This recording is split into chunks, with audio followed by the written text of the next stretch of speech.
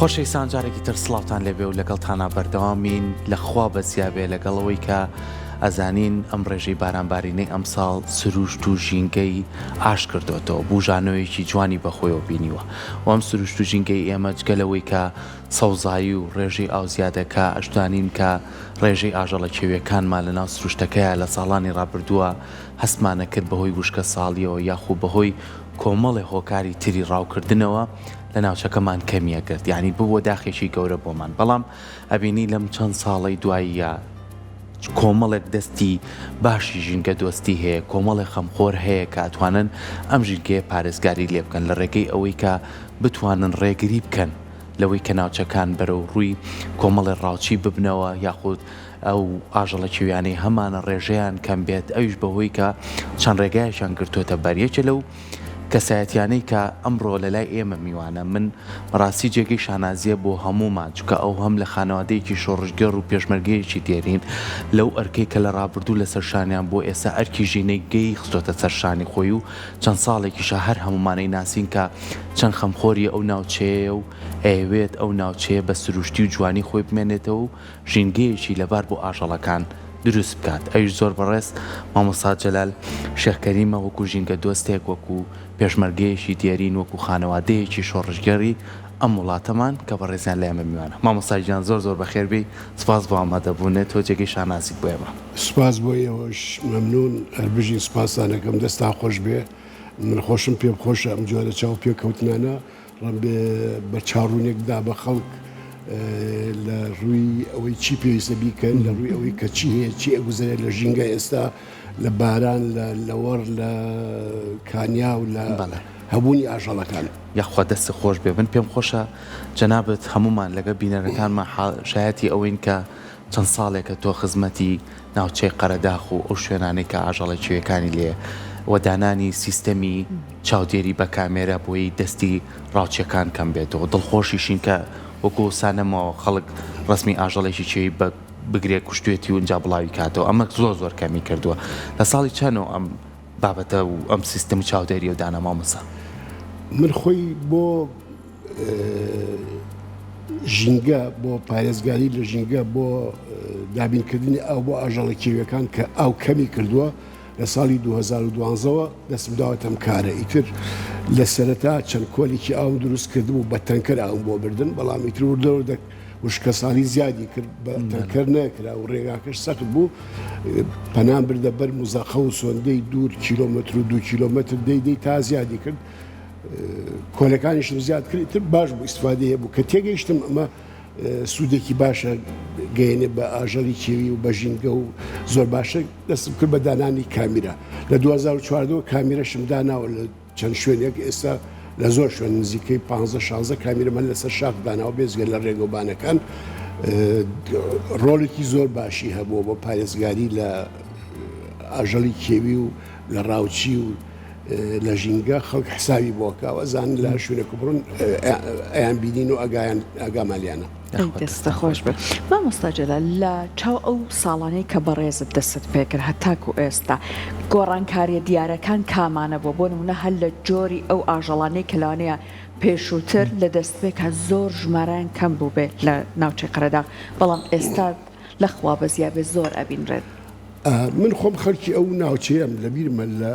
سرەتای شەستەکانەوە چوومەتە ئەو شاخانە کاتی خۆی ورچم بینیوە پەڵم بینیوە ئاژەڵی کێوی بە جۆرەکانی تر سوچەڕ و پشیلە کێوی و حیوانی کێوی و بەراز و سمۆرە و نازان چالەکەمانە هەر هەبوو هەمووەمان بین خەڵکی ئەو دیانە هەمووەمان بینی بەڵام لەم دوایانە بە تایبەتی لە کاتی ئەنفالەکان و قەرەباڵغی و زۆربوونی خەڵک دیاتەکان قەرەباڵغ بوون لەوانە و لە دوای ڕاپەڕینیشەوە نەبوونی سوتەمەنی و بڕینیدار کاری کرد کە خەڵک زۆر بچنە ئەو کێوانە ڕاویشیانە کرد و ئەمانە کاریگەری بوو لەسەر کەمونەوەی ئاژەڵی کێوی دوای ئەوە لەو چەند ساڵانە بە تایبەتی لە دوای 96 و حوتوانە ئەو کەم ئای و کەم بارانیە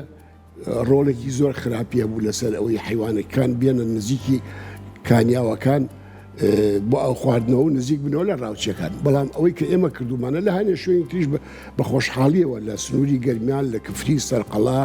مەیدان قۆرەتوو لە دەوروبەری کۆیە لە شوێنەکانی تریش خەڵک چاوی لێکە ئەمە وای لێ کردووە ئەم چاولێکەریە ئێستا لە هەموو شوێنەکان ئاژەڵی کیوی زیادبوونێکی بەرچاوی بەخۆیەوە بینیوە. باڵندەکان جۆرەها باڵندەی سێسەیە لەو قۆپیانی قەراق لە شوێنەکانی تی کوردستان لە کە و لە جۆری بولبول چۆلەکەی جۆراوجۆری هەیە. هەتا باڵندەیەکی هەیە لە کوردستانە هەیە برادرانی ژینگە نەیچەر عێراق و نەیچەر کوردستان متابعیان کردووە. داڵێکی زۆر گەورەیە پێڵێن النسر الذهبي بەعەرەبی لە میسرەوە دێتە کوردستان 6 مانگە لێرە بێلکەکە بچکەکە دوایڕێتەوە من چەندجارێک تەسویرم کردووە زۆر گەورەیە ئەوانەی کەیتر بچکە ئاسکاڵەگرن کەرێش کاڵەگرن ئەیبەن ڕاوەکەن ئەمانەژی چەر لە کوردستانە ژیاونێتەوە. ئەمە وای لە ئێمە کردووە کۆڵێ هاندانێکە بۆمان لە ڕووی نەفسیەوە لە ڕووی ڕۆحیەوە زیاتر دەست بە ئیشەکەمان بین بەردەوامی لەسەری. باشە مامۆستا لەگەڵەوەی کە ئەمریکا پیرۆزە تۆ چەند ساڵێکە گرتوتە دەبەر خەڵک هۆشیاری وەرگرتووە لە چاو ئەوەی کە بۆ نمونە سەردانی ئەو ناوچاناکەیتت ماشەڵڵا ئێستا ئەمنن ئەو ناوچانە جوانن و ئەم ساڵیش ئاو زیادی کردووە ئیتر بۆ گەشت بێت بۆ کۆمەڵێک کاری خۆیان بێت کە بەرامبەر ئەو ئاژەڵانە هیچ ڕاوکردنێک نەمێنێ. والله هۆشیاری خەڵک حتمما سوود وەرەگرن لەم مقابلات و لەم دیعایانەی کە لە ڕیکلامی تەلەڤیزۆن و رادیۆ و سۆشیال میدیا ئەکرێ تێگەن لێ خەڵک شارەزا بێ کە ئەهمیەتی ئەمە چییە. بۆ خۆیان خەڵک جارانە هاتن بۆ شاخەکان فەنیانە هێنا ڕاویشیانەکرد ئێستا نییە تاقەکردن لەو شاخانە ئللا مەگەر ڕاوچیەک زۆر بەدزیەوە لە ترسی لە منتیقەیە ئەمە زۆر دەگمەنە کەم کەس بەشەکەو لەو ناوەڕێتە بچووکە حمایشمان داناوە چەند نقطەیەکی حمایەمان داناوە ئەمە وای کردووە خەڵک تۆزی حسابی بۆ بکە. ئەمەش بۆتە هۆی ئەوەی کە ئاژەڵێکیەکان سڵ ناکەنەوە بە ڕاحەتی خۆیان یەن و ئەچنە سەراوە ئاوەخۆنەوە. هەست بە ئامانەکەنەوەشی بینین لە دیمەنەکانە بە تایبەتی کەڵەکان من خۆشماتم لە نزیکەوە بینی من ینی هەر زۆر بەو شێوایە نەخوارەوە هەست بە ئامانەکەن و ڕاوچی لێ نەماوە و لەگەڵ ئەوەی کە ئەم ساڵ کە ژینگەکەمان تاڕترە بارانی باشباریوە چاوەڕێیەکرێ کە ڕێژەی ئەمانە زیاد بکات. بارانی زۆر دووسێ ئیسفادەی زۆر باشیە یەکەمیان لەوەڕ زیادەکە یعنی پوش و پاوان لە هەموو شوێنەکان زیادەکە بۆ لەوە ڕوو بۆ خواردن ئاژەڵی کێوی ناچنە شوێنەکەیتر لەوێن نەبێ و بچینە شوێنێکی پایەکەن ئەمە ئاسانکارێکی باشە بۆیان. دووەم کانیاوەکان هەموو کانیاوەکانی کوردستان ئەوانی منتیقەی ئێمە ژیاونەتەوە زۆر بە باشی لە جاران باشتر. من سەیری ئامارێکم کرد لە 1946 تا ئێستا بارانی بەم شێوە ئەوە بەڕێک و پێکی نەباریوە. ساڵ هەبووە لە سلێمانی 1200 باریوە بەڵام بە منەزەمینە بەرەبەس لە شەو ڕۆژێکا 150 باریوە بۆ بەلافا و ڕۆیشتە بەزەم جارە بە هێبنی باریوە هەموو ئەرزاڵی مژە و کانیاوەکان سوودی دەکەن. کانیاومان هەیە لای ئێمە ئێستا لە گوندەکەی خۆمان لە دیوی سەناو لە کرپشنە دەیان بیری ئیرتیوازیمانێ بیری سووری ئاو بەسەری ڕۆ من خۆم بیرێکمانەیە لە حوشەکەمانە 2 ئینج ئاو بەسەری ڕۆ ماڵی خزمێکمان 4 ئینج کانیاوەکانمە تەقیون کانێکمانە بوو لەسەر کانی بازگە کە یەکێک بوو لەسەر چاوەکانی ئاژەڵەکان ئەمە لە خواتەوە هاوینی ڕابردوو ڕبع ئینجێکی تیاما بوو یعنی لەوەش بوو نابوو ئێستا هەفتەیە چوومە سەری 6 ئینجایی پیاڕوە ئەمانە ڕۆلی باشێ بێت بەڵام ئەمە ئەوە ئیمساڵ چارەسەریان کرد. کانیاوەکان ئەم ساڵ بەباشی ژیاونەتەوە و خەڵک زەرعاتی لێکا و خەڵکی شەشنە سەری و ئەمانە خەڵکی ئیسفادی لێکا بێ لە هینەکان بەڵام بەرنامەیەکی تر هەیە ئێستا ئەو قۆپیانی قەراقە مۆڵگەی ئاژەڵ و ئاژەڵی کێوی و سروشتێکی جوانن بەداخەوە 9 قۆپیە نزیکەی 7 کانیاوی ناو قۆپیەکان کە قۆپیەکان مقاتعەیەکی جیاوازن سەر بە هیچ گوندێکی دیوی سەنگا و دیوی قەراق نین یعنی مقاتعەیەکی تایبەت وابزان مقاتعەی ژمارە 35 قەرەداخە وەکو وایە دێ بن یەک دێکی تایە پێڵێن دێ قۆپی هەمەی هەواس 10-15 کانی زۆر باشی تایە دیەکانی ناو قەراق حکومەت و خەڵک ئاوەکانیان ڕاکێشاون بۆ ناو دیەکان بۆ ئاو خواردنەوە. مثالی ئەوینی پار بە قایمقامی قەراق مدوتم دوو بیری ئیرتیوازی کراوە لە بەردەم قۆپیەکانە شەریکاتی نەوت کردوێتی ئەو دوو بیرە ڕاکێشن بۆ دیهاتەکان کانیاوەکان کە ڕاتیان کێشاون کردوتانە بە پرۆژەی ئاودان بۆی نێنە خوارەوە بەناودەکان بەرەڵایکەن بۆی ئاژەڵی کێوی سوادی لێ بکە ئەکرێ ئاوبەری لە خوارە بیدێتە خەڵک کە ئایدی سنوورەکەشیان نەبێ هیچ مقاتعەیەکی ترە هیدەیەکی ترە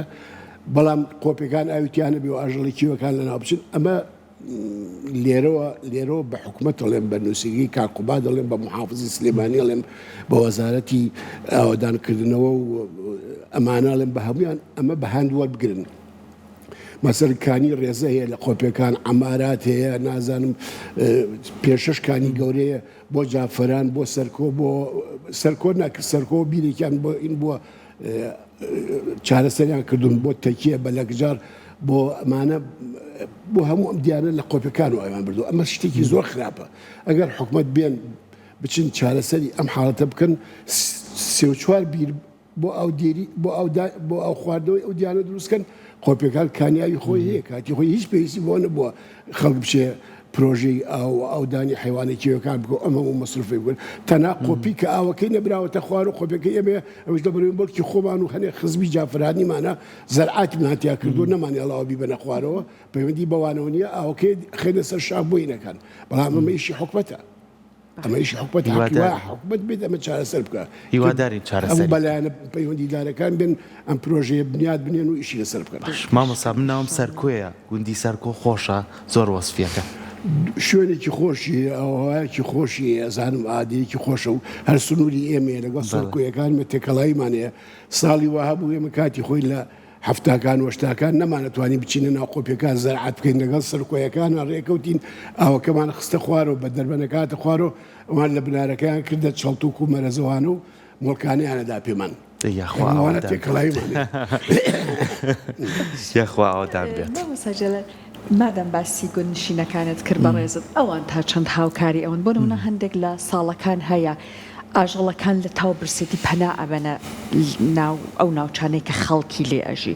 یان بۆ نمونە ئێستای وردەوردەوە وەرزی سەیران دەست پێکاگەر بارانەکە مەجال بە خەڵک بەرەو ئەو ناوچاناڕۆن کە سەوزاییە بۆ نمونە قەرەداغیەکێک لەو ناوچانە لەم کاتانەیە تا چەند هاوکاریت لە خەڵک بینیوە یان لەوانەی گرفتیان دروست کردوێت بەداخەوە. خەڵکی دیهاتەکانی نزیک لە قۆپیەکان بە دیوی سەنگا و بە دیوی قراخە ڕاوچیان زۆر کەمە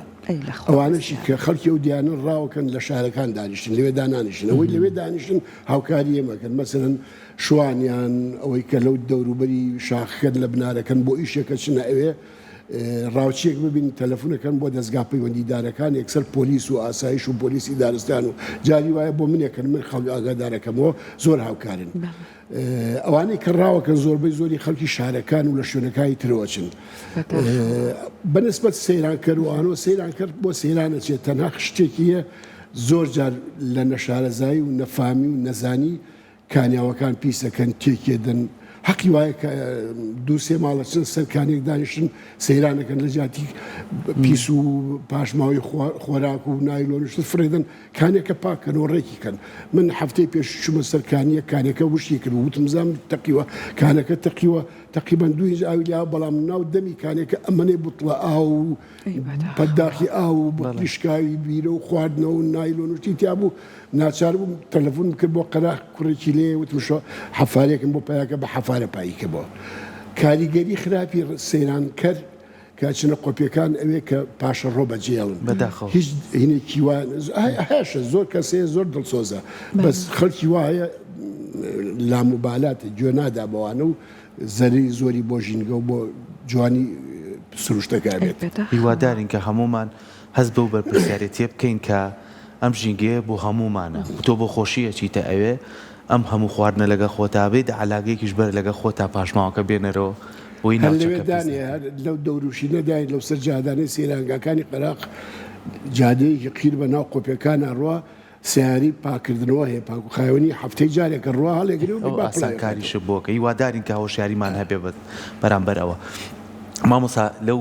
دیمەنانەی کە لەگەڵ گفتوگۆکانمانایە ماڕوا لە ئاسک و لە کەڵک و هەندێک ئاژەڵی دەگمەنیش هەیە بە تایبەتی زۆر جار باسی پڵنگ و ئاژەڵی کاکەن ئەمانە بوونیان هەیە لەوێ هەموو ئەو ئاژەڵانی کە چەند ساڵێک بوو زۆر کەمی کردبوو هەموو هەیە مەسەرەن کەناڵی BBC بریتانی هاتبوون 3 ساڵ لەوێ کامێرەیان دانا مجموعەیە لە قۆپیەکان مجموعەیە لە قەتاتیان تەفسیر کردبوو لە کەمتیار و لە سمۆرە و لە سوچەڕ و بەراز و حیوانێکی و پڵنگ مەسەن 10-15 لە قتەی پڵنیان تەجیل کردبوو 17 دقیقیان تەجیل کردبوو 3 ساڵ بە دیاریەوە دانیشتن چوار تیمێکی چوار کەسی و لێشە خۆشیان دوو کەس هاتن شتێکی زۆر جوایان دروست کردەوە بوو لە کەناڵەکان پێش ساڵونیە بڵاویان کردەوە بەنامێکی زۆر جوایان کردبوو لەسەر قۆپیەکان ئەو پڵنگانە نێرێک بوو دوای مەیەکیش هاتبوو دەی دوای چەند مانگە بوون بە دوو بەچکیان کردبوون بە چوار هەمووی پیشاندا بەیەکۆ کاڕۆن ئەوە نیشانەی ئەوەیە کە زاوزیان کردو و گەشەیان کردو و زیادیان کردووە ئێستا ئەوەی کە ئەبینێ لە قۆپیەکانە چوار پڵن بەیەکەوە بینراوە لە شوێنی دوانوانە شەیە کەەوە ئەو ئاژەڵە دەگمەنەیە کە ماوەیەکی زۆر دیار نەمابوو یان نەبیرا وەکو چۆن ئێستا ورچ نابینێ من خۆم ورچم بینیەوە لە قۆپیەکانە لە شەستەکانە بەڵام ئێستەوە چەند ساڵێکە کەس نایبینێ لەبەرەوەی ڕاو کراوە ئاو نەماوە و حەوانەوە نەماوە ئەو جادە شتانی کە ئیسە کراوە بۆ سەیران و بۆ گەشت و گوزار و دایری گەشت کردوێتی وای کردووە قەرەباڵغی دروست بۆ ناو قۆپیەکانە هەنێ ئاژەڵەیە لە قەرەباڵغی ڕەوەکە ڕوات ئەمانش وەکاری خۆیەتی بۆ کەبوونەوەی بەسیابێکەوان وسیای کردو بەڵێ بە خۆشحاڵیەوە مامۆستا جەلال لەوانەیە ئێستا ئەم بابەتەی کە بەڕێزت باست کرد ئەو پڵنگە کە ئێمەڵێن پڵنگی زاگرۆسی بەڵام ئێرانیەکان چون پێش کوردان بەداخەوە دەستیان کردووە بە کارکردن لەسەر زیادکردنی ناوی خۆیانیان لێنەوە پیاڵێن پڵنگی ئێرانی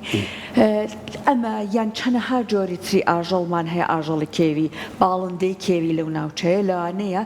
زۆر لە جیهانە ئەگەر تۆ باسی بکەی با بڵین بودجی تەنانەت بۆ تەرخان بکەن بۆی کە کاری لەسەر بکەن ئەسڵەن ئەوەی کە ناوی تۆمار بکرێت زۆر ئەتوانێت خزمەت بکات بە پاراستنیان تا چەند ئەوەندەی بەڕێزت ئاگاداربی هەوڵ هەیە بۆ تۆمارکردنی ناوی ئەمانە هەندێک وڵات هەیە بۆ نمونە هەڵقەیەکیان لێ ئەیەن ئەم ئاژەڵانە ینی ئەمە لە ناوچەیەکی پارێزراون هیچ هەوڵێکی لەم چەشنە هەیە ئەوەنەی بەڕێزت گوێت کەوت بێت بەڵێ من لەمەم زۆر بینیەوە چونکە من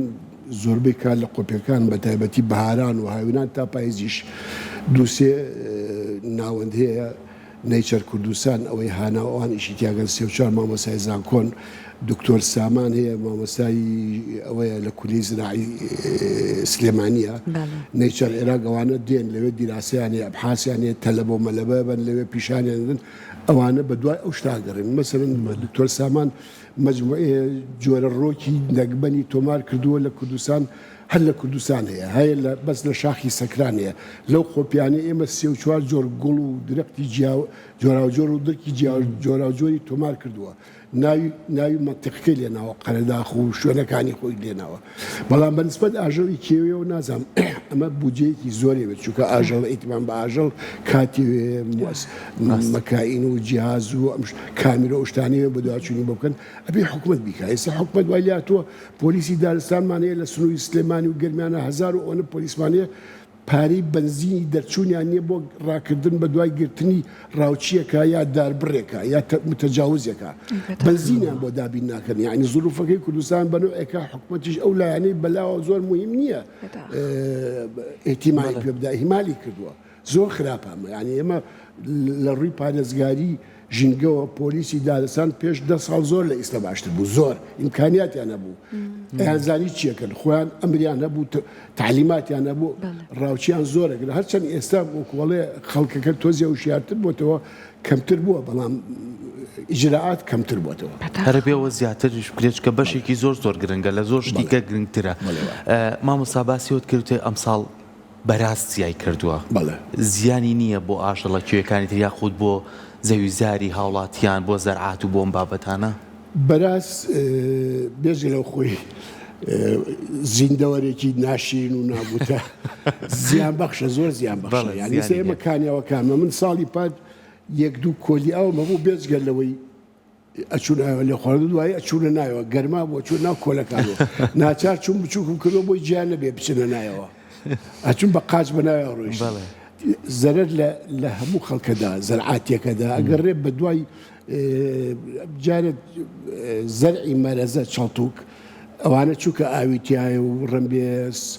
گژوگیایی تیاوێ ڕێگەکانیش بە دوای ڕێگەکگەڕێت چێتە ناو هینەکەەوە گۆلەکانەوە بەلووت و بە قاش تێکێدا و هەڵی گەڕێتەوانێکە من دوسێ جار زەرەی زۆر کردووە لە مەرەزەکە لە خۆپی کردەوە بەهۆی بەرازەوە ناچار شەوان حرەسم بۆ دانا بۆی نەچناوە ئەو دیاتانش بە تایبەتی لە کۆتایی پێگەیشتنی بەروبوومی دانەوێڵا گەنم و جووا بەسەر لە ماوی پێنجوانە بەرازە چێتە نایەوە ئیتر ئەگەڕێ بەناو بە دوای سەرکی ئەو ڕۆکانی کە سەرکیانی هەڵێکەکانێت تێکەدا گەنمەکانیان نەخەوێنی ئەوان زەریری زۆرە بەڵام هیچ شتێکی بۆ بەراز بوونەوەرێکی گۆشتخۆر نییە ئەوە ناکە زیانی نییە بۆ ئاژەڵەکانی گورگ و پڵنگ و شێر لە کوردستانی ئێمە نیە پڵنگ و ئەوانە پڵنگ و گورگ و چەقەڵ و چالەکە ئەمانە هینەخۆن جان لەبەرە خۆن ئەوانە زیان بەخشن بۆ هینەکان بەڵام تەوازونێک دروست بۆ خۆی تر حیوانێکیوی ئێستا ئەوەنە زۆر بووە کە نەخۆشەکەون پیرە بن ئومینایگاتە 12 ساڵ پەکیانەکەوێ ناتوان بە شوێری سەختا بڕون گورگ و پڵنگ بە ئاسانیان گرن یان خۆن جا مامۆستا جەلال ئێستا جەنابەت ئەم هەموو ساڵە تەمەنی خۆتت تەرخان کردووە لە ئێستاە بۆ پاراستنی ژینگە پێشووتر چەکت لەشان کرد بۆی کە خاکی ئەم نیشتمانە بپارێزی ئێستا هەر لە خەباتەکەت بۆ پاراستنی ئەم کوردستانە بەشداری بە پێی زروف لەگەڵ ژینگەکەیە ئێستا هەیت جا پێمان بڵێ ئەم هەستە چۆن هەستێکە لە لای خۆت ئەگەر بتەوێت بۆ نمونە ڕۆژێک لە ڕۆژان ئینشەڵڵا لە کتێبێکا باسیکە یان هەر لە بەرنامەکەی ئێمەوە تۆ مەرحەلەیەکە بەزانت دوای پێشمەرگایەتی من هاتم لە حکوومەتە لە ئاسایش بوومە مدیری ئاسایشی کەرکووک نزیکەی 9 ساڵ و دوای مدیر عام و 10 ساڵ زیاتر وەکیل وەزیری ناوخۆ بووم ئیشی حکوومەتم کردووە لە کاتی وەکیل وەزیرەکەما لە چەند ساڵی ئەخیرە خەریکی ژینگە بووم بێژگە لەو پێش ڕاپەری 6 ساڵ پێشمەرگایەتی لە 2019 خانشین بووم ئێستا چێژی زیاتر لێوەرەگرم هەستەکەم زیاتر سوودمەندم خەڵک زیاتر پێزانێ ئیشکردن لە دەوائری حکوومەت و لە پێشمەرگایەتی هەموو کە سیاسی پێ ناکە بەس ئەمە ئێستا هەموو خەڵکی زانێ هەموو خەڵکی مەنتیقەکە و خەڵکی کوردستانی زان من خەریکی چیم بەڵام ئەوە مهم نیە ئەوە مهمە خۆم مرتاحم لە ڕووی نەفسی و ڕوحیەوە زۆر چێژ وەرەگرم يعني ئێستا گەر هەفتەیەک نەچم بۆ سەردانی شوێنەکان زستانان نەچم هەروە سیرێک مەگەر مەسەر پێرە ڕوشم جادۆشتەکان چا کردو بۆی کۆلەکانم حازرکەم لە ماوی 5 کامیرە دانم دوایەوە ئاویشان وەبرم لەمەش چێژ وەرەگرم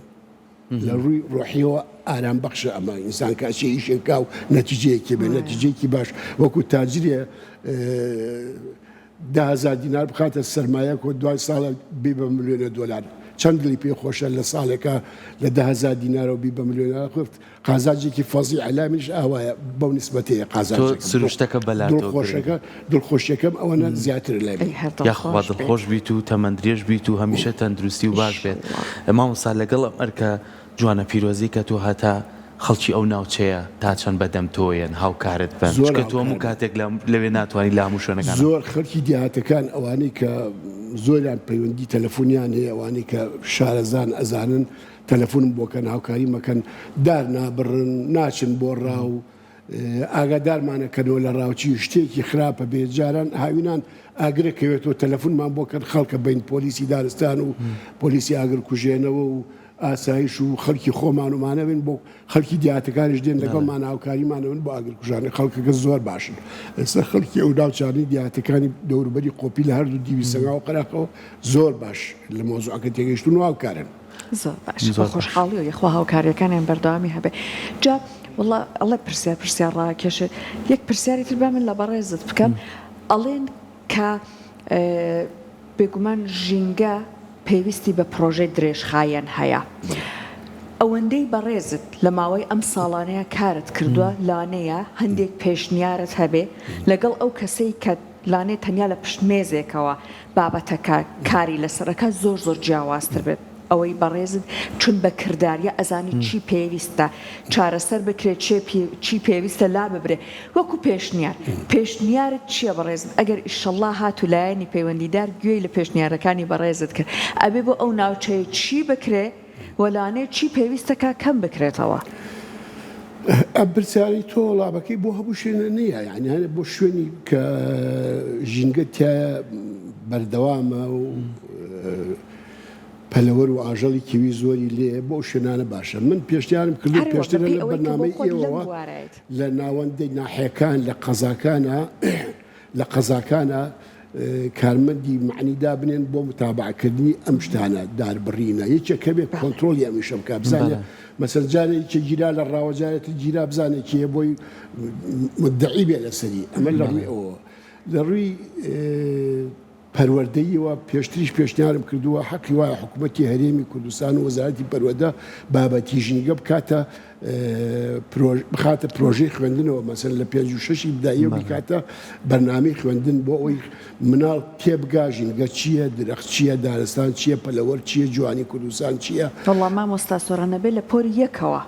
بۆلی یەکڕم بێت نەتوانێت ئەمە بەینگا بەس دە چوار و عادەتەن چووکە لە چوار بە دواوە جغرافی و مێژووە خوێنێ ئەوەش نتوانێت بکرێت من خۆم مامۆستا بووم ئەم شتانە زەم لە کەران مەجاالیەوەی تا لەیەکەوە تاسێ فێری نووسین و خوێندنەوە و ژمارە وانەیانەکەن ئەمە لەلایەکی تریش ئەوەی کەوتم کانیاوەکانی ناو شاخەکان حکوومەت بێت ئیحتیمای پێ بدا نێڵێ ببرێ بۆ خواردنەوەی ئاوایەکان بچێ خوارد ئاوی خواردن دابین کا بۆ هەموو گوندەکانی کە پێویستیان پێێتی وەکو پێشتر ئاماژەم پێدا 6 کانی زۆر باشەیە لە قۆپیەکانەوەی هێناوانە لە ئاژەڵ و پەلەوەرە کێوەکانیان گرتوونەتەوە و دایان خستون و بە بۆڕیڕیان کێشاون بۆ دیهاتەکانی دەنە خەڵکەکە با بە بیری تیوازیان بۆ لێدا لە شوێنێکی ترۆیان بۆ ڕاکێشە زۆر ئاسانە لەوەش ئاسانترە ئێستا متەنا ئەو قۆپی ئێمە نەبێت کە کانیاوەکانی خۆمانە نای بردو بۆ دیهاتەکان هەموو قۆپیەکانێکی دووسەکانی گەوریان تیا بردوێنن بۆ ئەو دێری گوندەکان و شاخەکانی کانیاوەکانیشیان ئێستا بخۆی تووشی ئەم ئینەبوون کەم ئاوێ بوون هیوادارین ئاوڕێک لەو بابەتە بدرێتەوە کە بتوان ئەو قۆپیانەی تریش ئاوی سروشتەکە بۆ ئاژەڵە کێویەکان بێت و بتوانە سوودی لێ بێن ئێمە زۆر سپاسی تۆکەین و سپاس بۆ ئامادەبوون و دڵخۆش بووین ئەمڕۆ کە لای ئێمە میوان بووی هیواداری نمونە و زیار بێت هیواداری خەڵک چاو لە تۆ بکات هەمومان چاو لە تۆ بکەین ئەو ئەرکە پیرۆزەی توی گریتە بەر ئەرکەکەی سەرشانی ئێمە گەرەچین بۆ خۆشی و بۆ سەیران و بۆ گەڕان بۆ ناوچانە هیوادارین پیسی نەکەین هیوادارین بیر لە شتی ئەوە نەکەینەوە کە زیان بە ئاژەڵێکی کێوی بگەێنین لقێکی دار پشکێنەرەوە وڵی زیانێکە بە سروشتەی گەێنی لە دوای خۆشش پاشماوەکەت لەگەڵ خۆتا بێنەوە مامۆستا هەر زۆر دووریش مەکەڕ و لەسەر جادەکە داینێ خۆمان لێ ئۆتۆمبیل هەیە کە بیهێنێتەوە دووبارە زۆر سپاس دەستبژین سەرکەوتوو بوونەوەش بەردەوام بوون لە هاندانی خەڵک بۆ ئەوەی بێنە سەر ڕێگەی پارێزگاریکردن لە ژینگە و پاک و تەمیز خاوێنی سروشتی کوردستان ڕابگرن نمونەتان زیاد زۆر سپاس دەستەکان خۆش بێت زۆر سپاس